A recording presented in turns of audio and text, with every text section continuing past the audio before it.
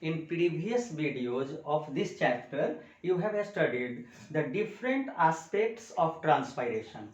You have studied the experiments, you have studied the potometer, and in detail the two different types of potometer, that is Gannon's potometer and the Goriot's potometer. Now, today we will study about the factors affecting the rate of transpiration. So, first of all, it is factors affecting rate of transpiration. Now, there are many factors which will slow or speed up the rate of transpiration. Like the first factor is the intensity of sunlight. Intensity of sunlight. As we know that during the daytime, in the presence of sunlight, stomata open to allow diffusion of carbon dioxide for photosynthesis. That is, during daytime, stomata opens for photosynthesis, and through that opened stomata, transpiration takes place. So, during the daytime, transpiration will occur, but during the night, the photosynthesis stops, stomata get closed, and hence transpiration will be reduced or will be stopped. Now, this is why on a cloudy day there will be less transpiration than on a sunny day. Clear, student? Now, the second factor is temperature. Temperature. Higher atmospheric temperature will cause the rapid evaporation of water. So, with higher the atmospheric temperature,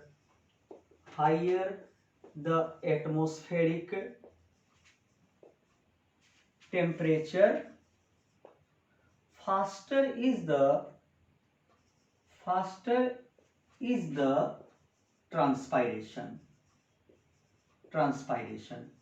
This is why on a hot sunny day, hot noon, the rate of transpiration exceeds over the rate of absorption of water, and the leaves of some plants wilt. Now, third point, it is humidity. Now, as we know that when there is a presence of water vapor in the air, then it is called humidity. If the air contains lot of water vapor, if the air will be saturated with water vapor, then there will be less capacity of air to hold more water vapor, and hence the rate of transpiration will be less. So, that is higher the humidity,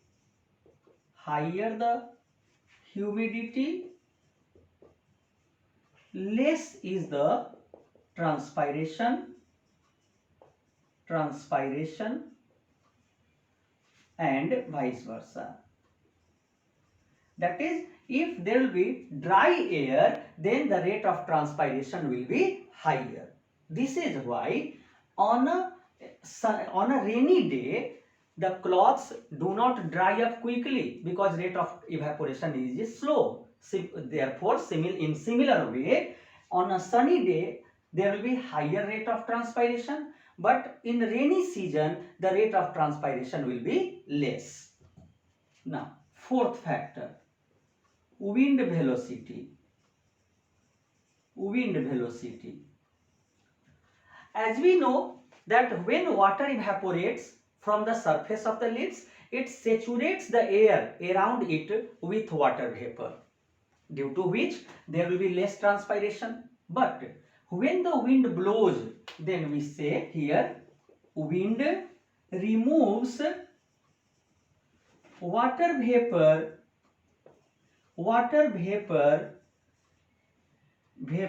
wind removes water vapor in the air around the leaves, due to which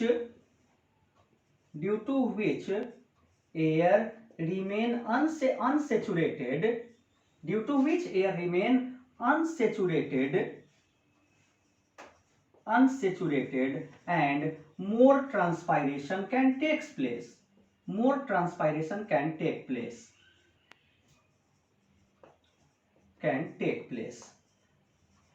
Now, this is why we say that even in a practical life, the clothes dry up quickly on a windy day, on a sunny day, on a hot day, but it will not dry up quickly. That is when there is a calm wind, calm air, as well as there is a cloudy and humid, cloudy sky and humid air. Now, fifth, atmospheric pressure. Atmospheric pressure. Now, the water evaporating from the leaves will have to escape in the atmospheric air. If the atmospheric pressure will be higher, it will not allow water vapor to escape from the surface of the leaf, so there will be less transpiration. So, less is the atmospheric pressure, less is the atmospheric pressure, more is the transpiration. More is the transpiration.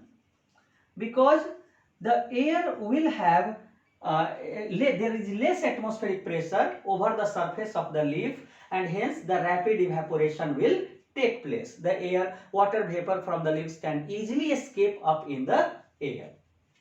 Now, sixth, one more factor. That is concentration of CO2. Concentration of CO2.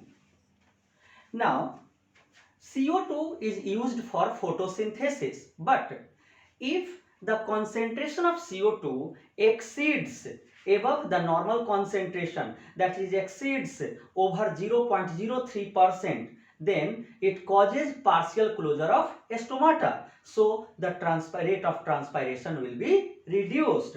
So we say here, if the concentration of CO2 exceeds 0.03%, then it causes partial closure of stomata, partial closure of stomata, and reduces the rate of transpiration. Reduces the rate of transpiration. So these were the 6 general factors that affect the rate of transpiration. Now this is why we, while studying the Ganong spotometer, we had discussed that when the Ganong spotometer was placed in the sunlight, then there was a smooth movement of air bubble taking place, because there was a normal rate of transpiration was taking place. But when it was placed in darkness, stomata was closed, there was no transpiration, there was no movement of air bubble. Similarly, when that setup was placed in front of the fan, using this factor, the rate of transpiration increases, and hence there was rapid movement of air bubble. So these were the general 6 factors related to it. Now we also study here about the internal factor like water content. Here there is one more factor that is also termed as internal factor. Internal factor like water content. Water content. Now, due to less absorption of water, due to a scarcity of water in the soil, the stomata will be partially closed, and hence there will be less transpiration.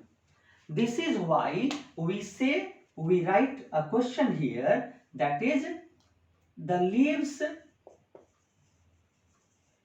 of some garden plants,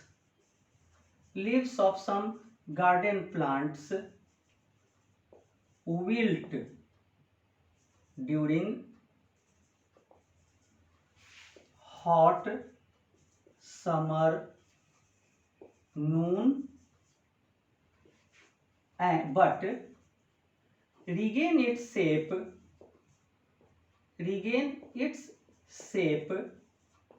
in the evening.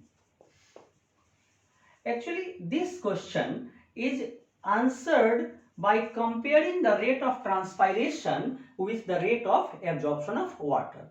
Like, on a hot summer noon, the rate of transpiration exceeds over the rate of absorption of water by the root. So, the cells of the leaves become flaccid and it wilts. But in the evening, the rate of transpiration is reduced. So, even little of water absorbed by the root makes the cells of leaves turgid and it becomes erect. So, this is the reason, this is the question related to it. Now, these were the different factors. Now, a student, one statement is in common, that is, we write transpiration is a necessary evil. This is a statement. It means that it has advantage as well as disadvantages. Like you see, if there will be excessive transpiration taking place, then the plant will wilt and it may ultimately die. Like in drought condition, in summer season, it takes place in many garden plants, in crop plants. So it is a necessary evil, means although it is essential for the plant, it has advantages, but it will also have disadvantage if the rate of transpiration will be higher in continuity. So first of all, we write here advantages. We can also write here, that is the significance of transpiration. Significance of transpiration. Now, first point, it causes cooling effect.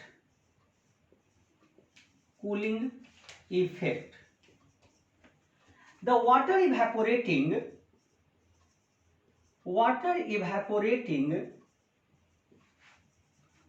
from the surface of leaf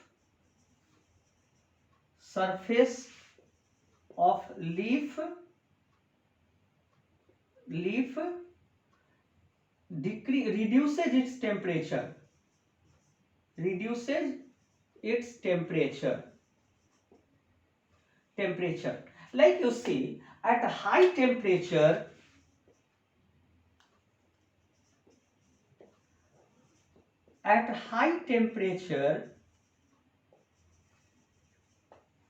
the enzymes are destroyed. As a result, many physiological process will not take place properly. Even like photosynthesis will also be affected. So, due to transpiration, the temperature of the surface of leaf, temperature of the cells of the plant will be under control. Now, second, distribution of water and minerals. Like when water evaporates from the surface of the leaf, more water is absorbed by the root, which in turn through the xylem vessel carries the substances up to the leaves, and along with that water, even the food prepared in the leaves is also distributed to different parts of the plant.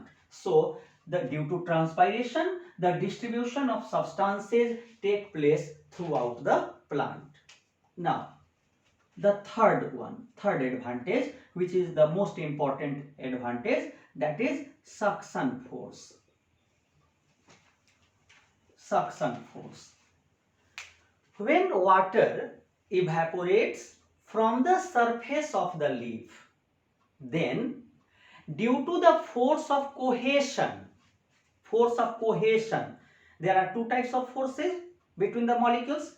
Adhesion, that is intermolecular force of attraction, that is the force of attraction between molecules of two different substances. But here we say force of cohesion, that is the intramolecular force of attraction, that is the force of attraction between the molecules of the same substance. So when water evaporates from the surface of leaf, then due to the force of cohesion, it pulls the lower molecules of water and create a force called suction force, which helps in ascent of sap. So it helps in ascent of sap. Ascent of sap, that is the upward movement of cell sap or water minerals through the xylem vessel, is called ascent of sap.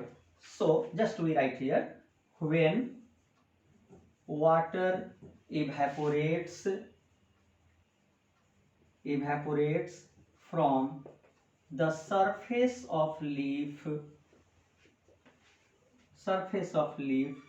then due to the force of cohesion,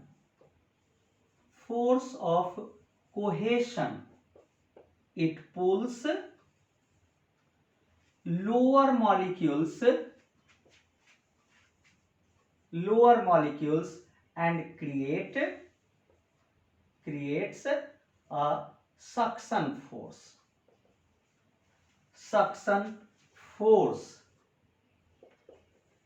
due to which water absorbed by root rises up through xylem. So it creates suction force. Like in a small plants, the root pressure,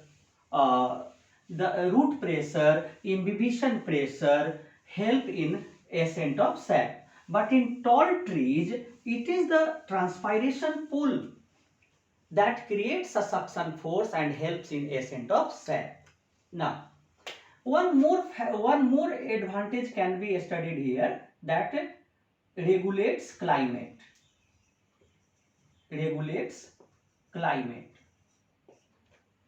Now, transpiration adds water vapor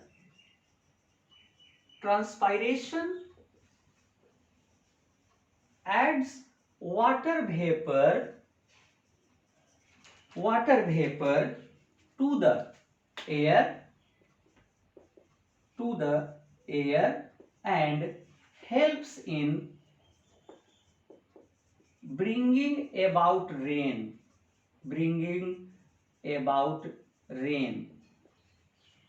The reason is that from the plants lot of water evaporates. A small sunflower plant loses about half liter of water vapor or water. A single maize plant loses about 2 liters of water per day. Similarly, a small apple tree loses about 30 liters of water per day. So you have often observed that the areas having dense forests, like in Amazon forests, frequent rain takes place. Now, this is why we say, that is, it regulates climate of a place. Like there is a slogan, that is, forests bring about rain, and transpiration is the secret.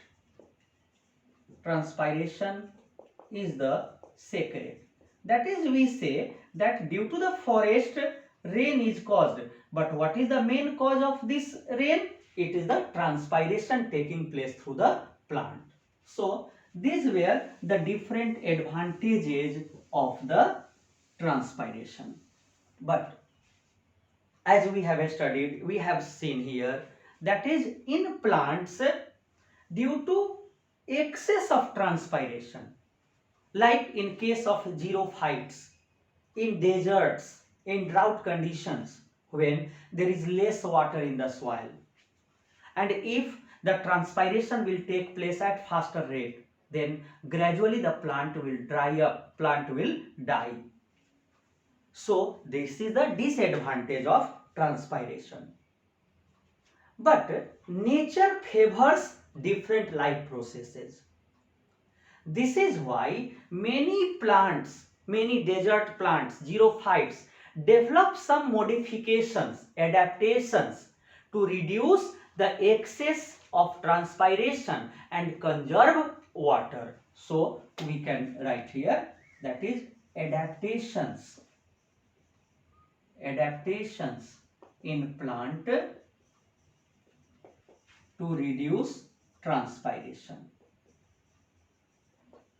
To reduce transpiration. That is, we have to study here that how is the plant modified to reduce the excess of transpiration. First, sunken stomata.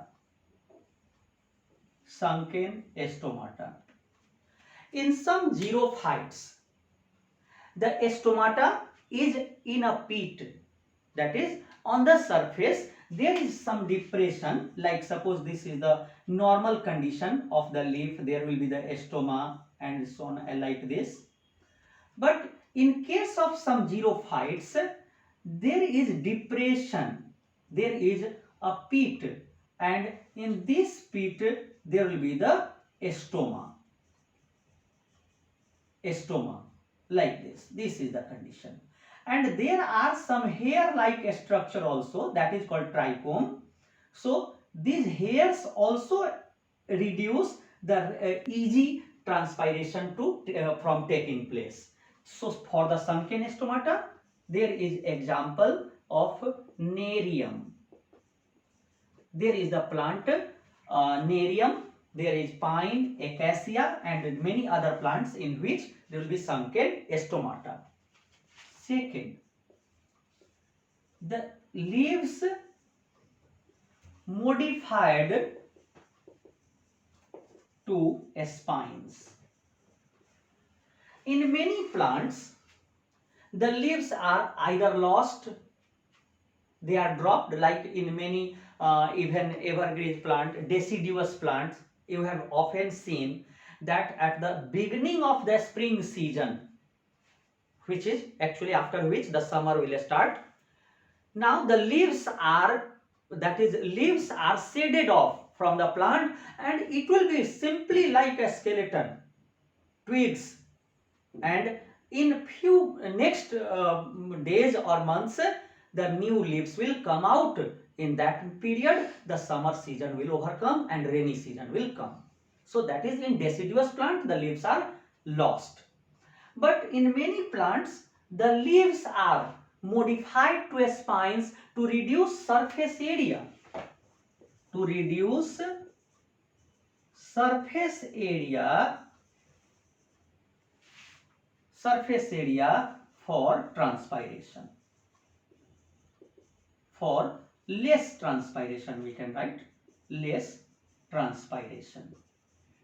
Leaves are modified, like example, many plants of cacti, Opuntia, etc. Now you have often seen the plant Opuntia. This is you have often seen, although even if you are not familiar with the name, this is the type of plant. Actually these spines are the modified leaves.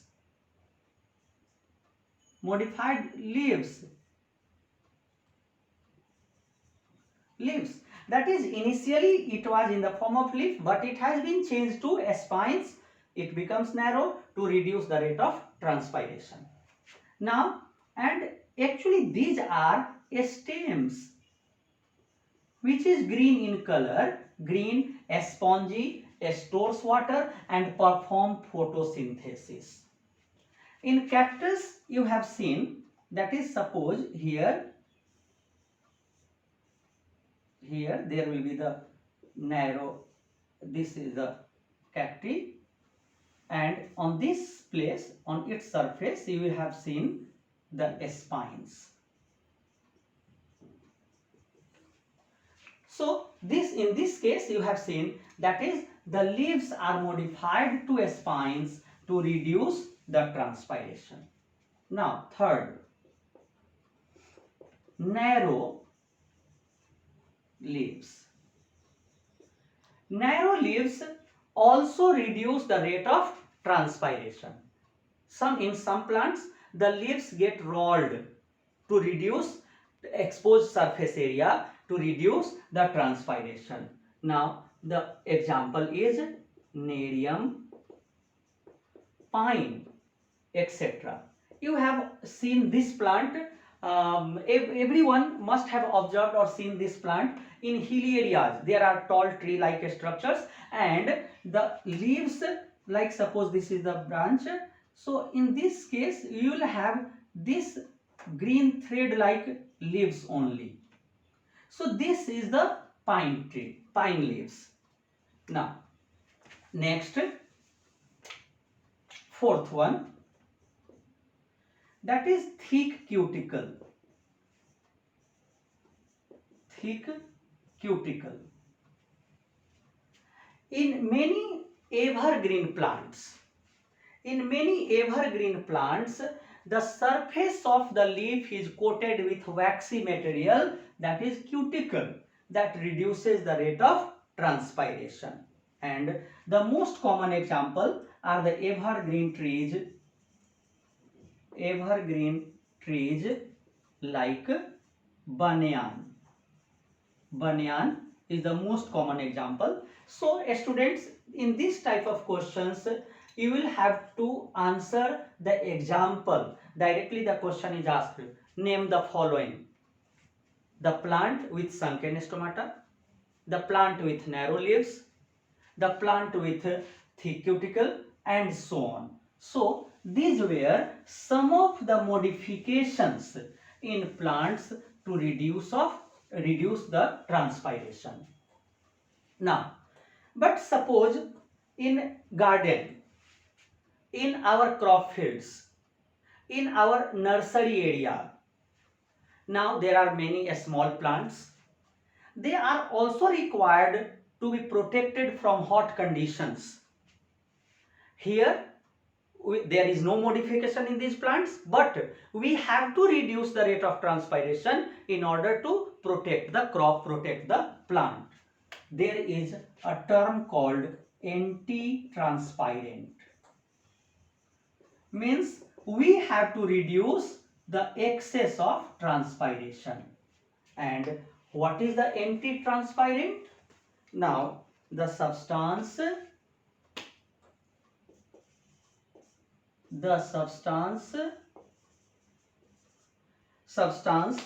which reduces the rate of transpiration, substance which reduces the rate of transpiration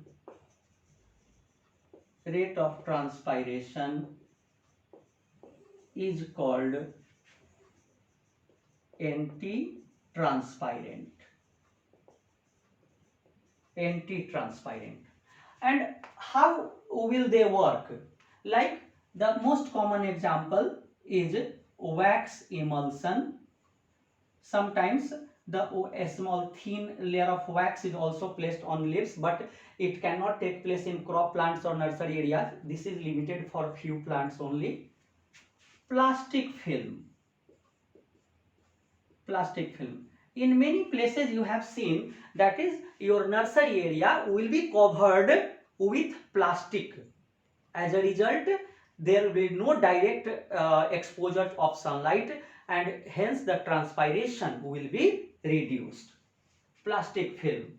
Similarly, methyl isocyanide. Methyl isocyanide. This is the chemical which is mixed with water and sprayed over the plants, which make a thin film over the surface of leaf and reduces excess of transpiration. This chemical is used in nursery fields, in crop fields and others, etc. So these are called anti-transparent. Clear, student? Now we have studied the different aspects of transpiration. Some more small topics has to be studied. That is direct loss of water. Direct loss of water from plant.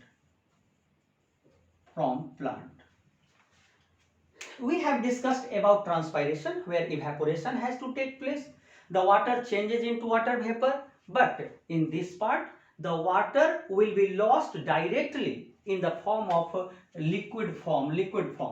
The first one is bleeding. We have discussed it in absorption by root also. Bleeding.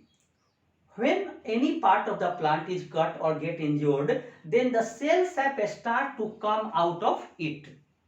That is known as bleeding. So that is the process of oozing out of cell sap from cut or injured part of plant is called bleeding. Like in rubber tree, the milk of rubber is collected by the process of bleeding. The palm tree juice is collected by the process of bleeding, that is, a cut is made in its fruits. As a result, the cell sap comes out, which is collected in the earthen pot. Now, this is bleeding. Second, guttation. This process is compared with transpiration. In this process, the water is lost in the form of a droplet through the openings present along the margin of the leaves called hydathode. Like you see, if the surrounding temperature is low, the air is humid, in that case, the water absorbed by the root due to root pressure rises up to the leaves. But since there is no evaporation taking place, so that will come out, that will ooze out in the form of droplet. So the loss of water as droplets through the openings present along the margin of leaf. Actually it will be at the end of the vein, and this is called hydathode. This is also asked in the name the following question, hydathode. So is called guttation.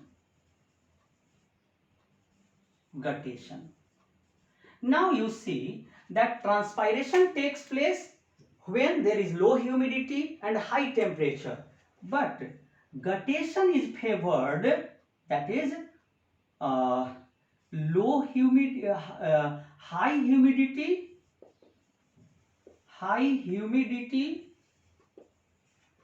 and low temperature favors it. This is why it takes place during late night or early in the morning. In this case, you can see, that is, suppose here is the plant, then along the margin of the leaf the droplets can be seen. On a cold day, cold winter nights or in the morning. Now we should not be mistaken with the dew drops, because if there will be the dew drop, it will be on the surface of the leaf, but it is along the margin of the leaf. So this is guttation. So it takes place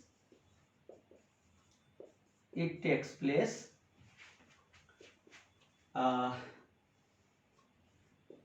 in the morning or late night. So this is guttation. One more point. Water lost is impure because it will also contain the different components dissolved in it. Using these 4 points, you can compare it with transpiration also. Suppose just we make a column and we can place these points. Difference between guttation and transpiration. First, the definition. Water is lost in the form of water droplet. Here, the water is lost as water vapor. Second, structure. Guttation takes place through hydathode. Transpiration takes place through cuticle, lenticel and stomata. 2 points. Third, factors. It is favored by high humidity and low temperature, whereas transpiration is favored by low humidity and high temperature. Last, for this point, in guttation, water lost is impure, whereas in transpiration, water lost is pure. Pure water evaporates here, leaving behind the soluble solutes. And at last, guttation does not cause cooling, but transpiration causes cooling. Clear, student? Now, summing up the process, transpiration takes place from the aerial parts of the plant, whereas the water is absorbed by the root from the soil. Now, through the xylem vessel, suppose the water is absorbed through the root, it goes through the xylem vessel.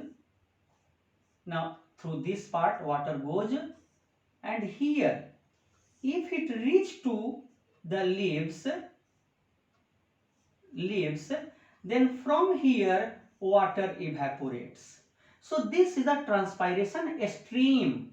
Water is absorbed by root from the soil, through the xylem vessel, it reaches to the leaves, and through the stomata, it will come out into the atmosphere. So, this is all about transpiration. Now, students, if we'll go through the videos, watch the videos in sequence, in systematic way, and patiently, then in that case, every question will be answered in correct way. You will be able to understand the process, you will be able to answer the process. Clear, student? Okay, thank you.